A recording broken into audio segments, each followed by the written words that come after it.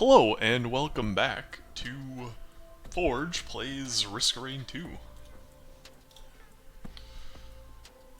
Today we're playing our newly unlocked character, the Huntress, who, fun fact, has the lowest health in the entire game, so we're going to be doing a lot of kiting.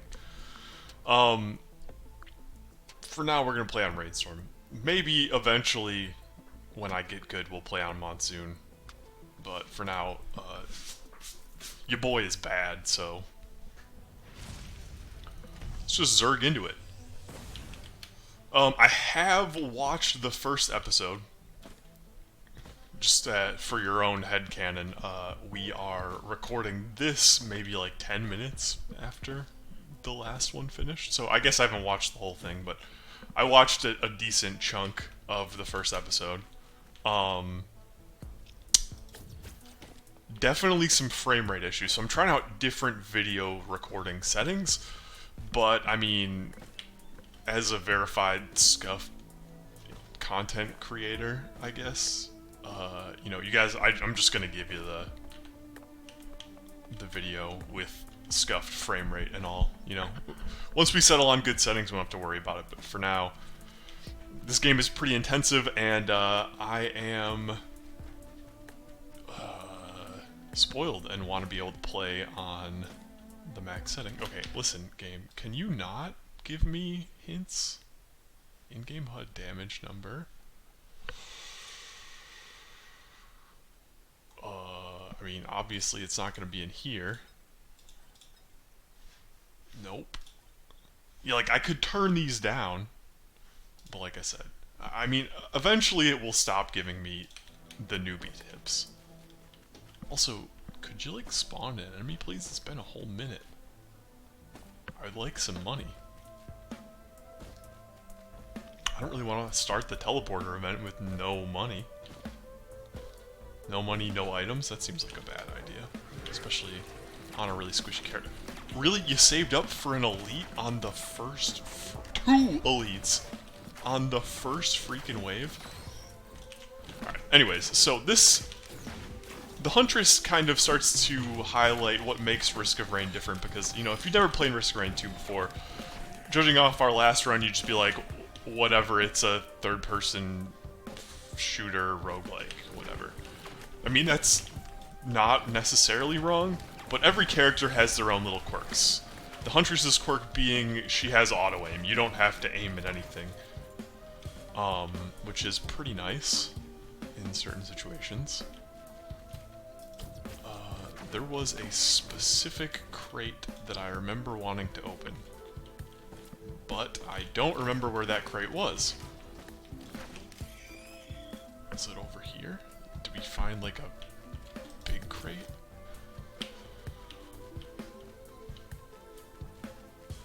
It was actually really stupid to come all the way back over here just for this, because no, it was not a big crate.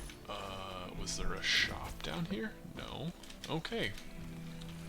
Honestly, the whole rush to the boss strat hasn't really been working for me all that much. So I'm not really too concerned about spending a little bit of time getting a couple items before we start fighting the boss, because, you know, if we get Wandering Vagrant, probably gonna lose. Also, I apologize again for crappy mic noises. That's just my life eternally. Bandoliers.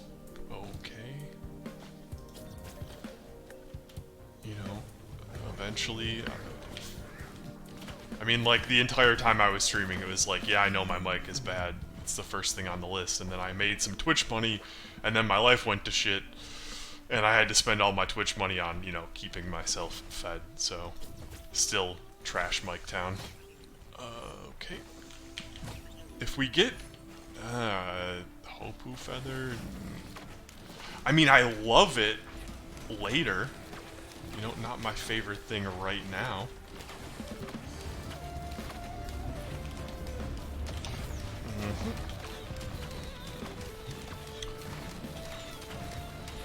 But yeah, anyways, Huntress, great AoE damage. The Commando, the character we played last time, great single target damage, AoE damage kind of a problem. Huntress is pretty much the polar opposite. Great AoE damage, Single target's kind of a problem. Also, low health. Talked about that before we even started. Low health is a pretty big problem. We're going to be doing a lot of kiting. Okay, got a whole lot of, like, 0 damage items, so... Basically, gasoline is going to have to carry us through this teleporter. And we're really going to hope that it does. Because, I mean, come on. The only thing that I dislike about the Huntress... Well, okay, so one other thing. The Huntress is the only character that can attack while sprinting. Which is really freaking good. Because it turns items that I would consider to be pretty bad, like the Rose Shield that we got on the last run, where you take less damage while sprinting, turns it into not a bad item, excuse me. Of course. It's always Wandering Vagrant, dude. What the heck? Can I even... Where is it? Okay, yeah, sure. Talk about a wasted ability. Okay. Gonna try and stay in here. So this is the... I don't even remember what it's called. The banner of some sort. Anyways, the banner gives you increased attack speed, although I really don't want to be below the Wandering Vagrant, so never mind. We might die here again. This is probably going to happen a lot. The early game is debatably the hardest part of Risk of Rain 2. You have to rely almost entirely on your character's kit. And, you know, already talked about Huntress having pretty bad single target damage. Huntress is probably in my top 5 favorite characters in the game. Granted, there's only like 6 or 7, so I guess that's not saying a whole heck of a lot. Oh, okay, that was almost really bad. I am kind of cognizant that a lot of times I sound negative. I'm not trying to be negative all the time. With ukulele. Ukulele is also pretty good on Huntress. Ukulele is just like a solid freaking item. I think we're probably seeing it a lot because we just don't have a lot of items unlocked right now. That will change as we progress farther and farther. Probably should take a peek at the challenges to see what we are trying to unlock. Anything good? I wouldn't mind getting another energy drink, but we kind of already have one, so...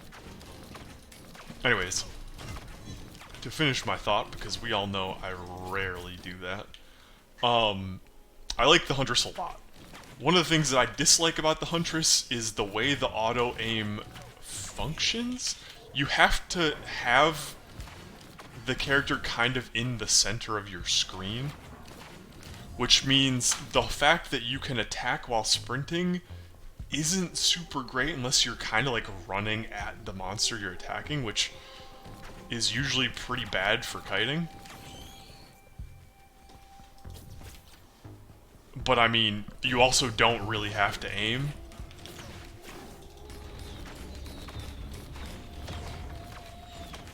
So, you know, can't really complain too much. One of my favorite things about this game, and about the developers of this game, the guys over at Hopoo Games.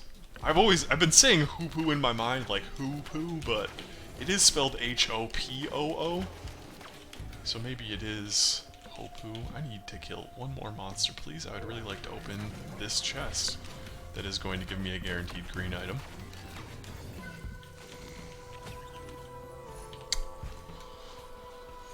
Old War Stealth Kit.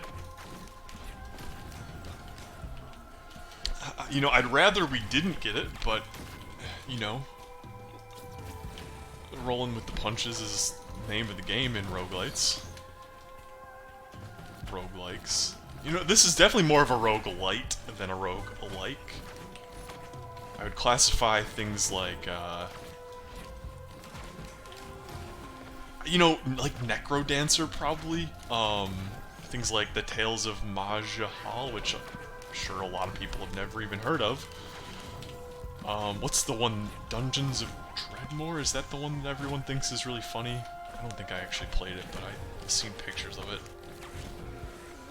Also, Adventure Mode and Dwarf Fortress, those are roguelikes. Anything that has, you know, breaks the mold a little bit more, first-person mechanics, even side-scrolling mechanics. Heck, even Isaac is, in my personal opinion, a roguelike. Or roguelite, not roguelike, because it's not turn-based. But yeah, I mean, it's all about trying to progress with the tools given to you. Could have sworn that we saw the teleporter, but now I don't remember where it is. I think it's over here, maybe? I can see the particle effect, yeah. But yeah, we've definitely got some poop here. Scraping the, like, last run we had some of the best items for damage. We're definitely, we're rocking a lot of poop right now, and I can't even see where that's gonna go, and yet we got it perfectly on target. Gotta love it. Okay, please, nope. This is gonna be one of those things where not having great single target damage is gonna be a problem. Also, really hoping that the frame rate isn't super choppy. I changed it to get a slightly lower file size because the last video was like 52 minutes long, including both runs, and the file size was like 8 gigabytes, and your boy ain't got that much hard drive space. Worst jump NA.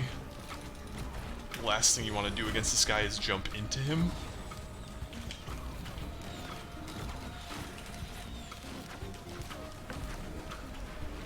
So hopefully, oh, even better, jump to the other side of the pillar so we just keep taking damage. Good one, f0rje, good one. Okay.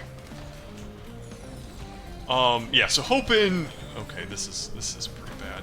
We'll do this. That was awful. Look at that aim. We need to run. I don't want to die on the second stage.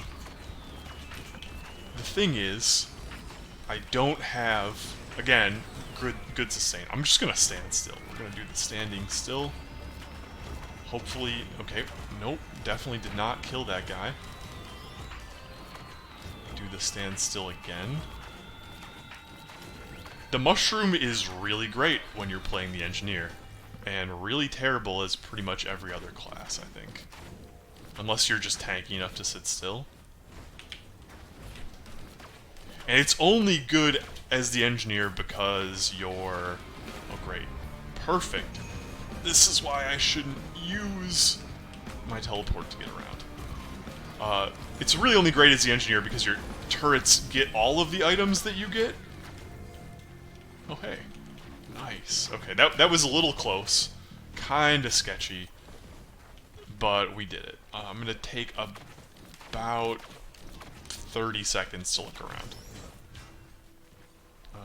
We opened a lot of chests already, so I don't know that we're going to find anything we don't already have. Huntress's mobility is probably my favorite thing about her. It doesn't look like we've opened this chest yet. I mean, this teleport is just fantastic, except for when you overshoot the pillar you're trying to hide behind, but, you know, that's only a problem for dumb people like f0rje, am I right? Volcanic Egg... Literally the opposite of what the tooltip is telling you. Powerful active items. No. The volcanic egg is terrible. For some reason, that really boggles the mind. Basically, I'll use it to get back. I'll show you what it looks like. Ooh, okay, missiles first, like A tier item I think we've seen. Anyways, here we go. Turns you into this. You do damage on hit. The problem with it, and why it sucks so freaking bad, is because when you hit a monster, you can only hit it once. Which is awful, because you can... I don't know if the duration depends on, like, certain factors, because when I've used it before, I've been stuck in it for a long time, and that was pretty quick. Also, Not really happy about getting the Chrono Bobble 2 boss fights in a row. But, you know, what are you gonna do? But yeah, you can only hit once, but you can be stuck in there for like 30 seconds sometimes. Okay, that would get us a guaranteed Bazaar. Definitely. We want to hoard lunar coins until we get to 10, so that way we can well, actually it's 11 to unlock the Artificer.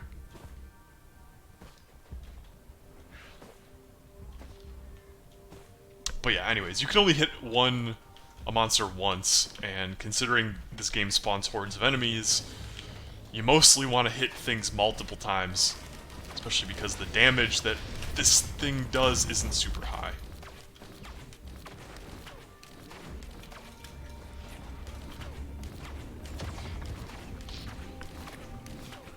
Okay, already getting some work from the missile launcher. Attack speed would be pretty nice for this character as well. Probably not as... well, maybe... ooh, we got 2 ukuleles? Holy crap. We are... Alright, so I should probably stop talking crap about our items. We have a brooch. What is this? Topaz brooch? Brooch? I don't know if it's pronounced differently. I know that some places brooch is spelled with an OA, some places it's spelled OO. I don't know if that's like actually a difference or just like you know, some people, some places spell color with an O, some people, some places spell color with an OU. You never know.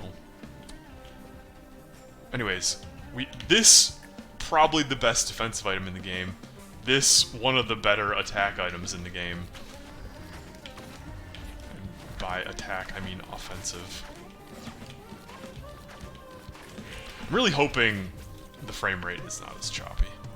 I would like to not have to turn down my graphics if I could so avoid it, but you know, we'll do what we gotta do. Right, I would really like that, but that's not super great. This is... wait, we don't have enough money. Frig. Okay. Now we have enough money. The Cautious Slug, as previously mentioned, is one of the best defensive items, next to the brooch. I'm gonna call it brooch because there's 2 O's. I think brooch is like... you can use it to describe a necklace, but usually it's like, I broached this subject? Heck if I know, dude. My vocabulary is too good for my own good. I know words, but don't necessarily know how to pronounce them, and sometimes don't know their best use case.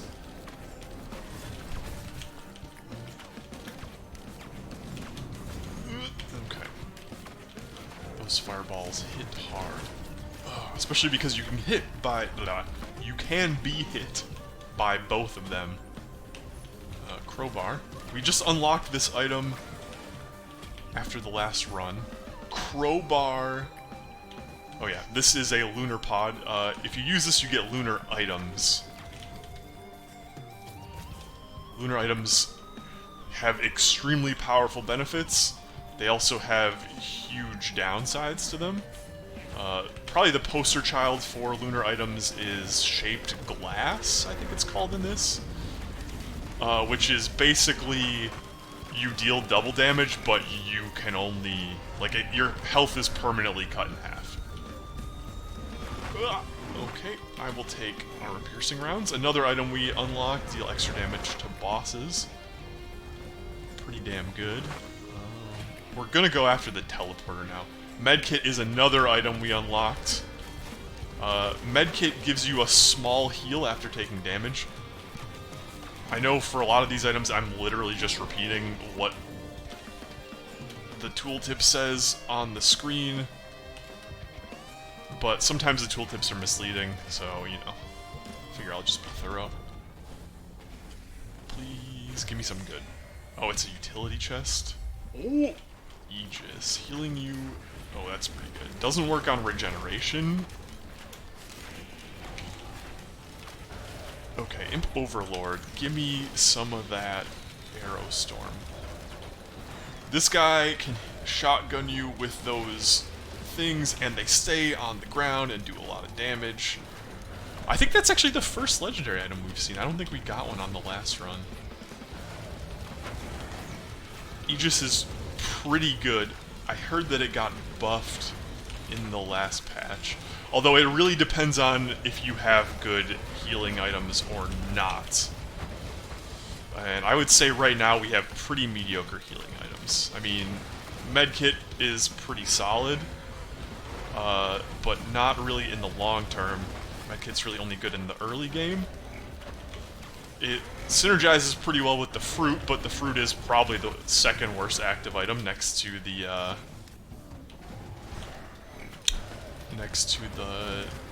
lava egg thing that we just talked about how terrible it was. You could definitely see the weak single target damage. Almost just got telefragged there. You can definitely see the weak single target damage of Huntress being displayed right here. Okay, that, you know, couldn't have had worse placement. Also wasn't really expecting him to teleport there. Will-o'-the-wisp, always happy to see it. I think we hit most of the chests. I'm just gonna go through the teleporter. We're already kind of running slow on this run. 20 minutes in, though, not too bad. There's something I wanted to talk about other than frame rates and things of that nature. Okay, so we spawned in the tunnel. This, coupled with the second level, the wetlands aspect, the one that I was complaining about, probably the hardest levels to navigate because they look the same in a lot of areas and it's easy to keep going in circles while getting lost. This one, though, it's equally hard to find the teleporter on this level and the wetlands level for different reasons. On the wetlands level, it's really hard to see around the whole level. Like normally, like on other levels, like the one we were on the last one, Rally Point Delta, I believe it's called, and the first one, the Titanic Plains, you can see this glowy effect, the particle effect, from pretty far away.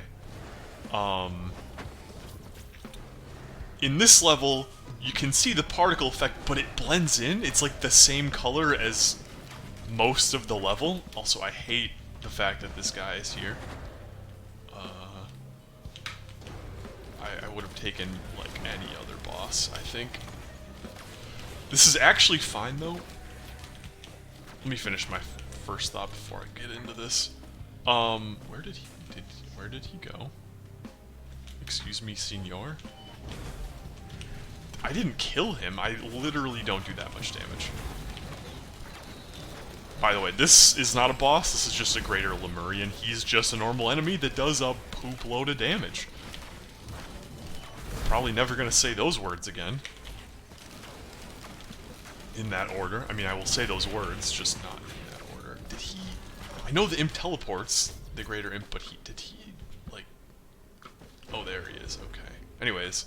It's hard to see the teleporter location on this map because of the color scheme. It's hard to see the teleporter location on the wetlands map because you can't see, like, any of the map, and there's a bunch of hidey hole corners that it can spawn in that are really hard to locate when you're just kind of walking around. We are gonna die if I stay here. Okay, anyways, the other thing I wanted to say, Stage 4, being this one and the Siren one, which is the green one that we got in the last run. Yeah, so stage 1, 2, 3, 4, they all have alternative stages. This is the original one. Ooh, that attack is a doozy. Yeah, sorry, this is freak. Okay, and we're dead. Not that surprising. We got some decent items, but I don't know. That run felt pretty underpowered overall. Let's hop right back in. Well, actually, hold on. How long have we been recording for? 24 minutes. Actually, you know what? 24 minutes is a good length. It's not the meatiest of episodes, but we're shooting for an average of like half an hour. You know, I think that's pretty good. So thanks for watching. If you liked this episode, it's a little bit on the shorter side. I do apologize, but if you liked the episode, subscribe, hit the like button, you know, leave a comment. If you didn't like the episode, don't subscribe, hit the dislike button, leave a comment, tell me how angry you are that I, spent 25 minutes of my life making this. And I'll see you next time for hopefully a longer installment in f0rje playing Risk Reign 2. See you later.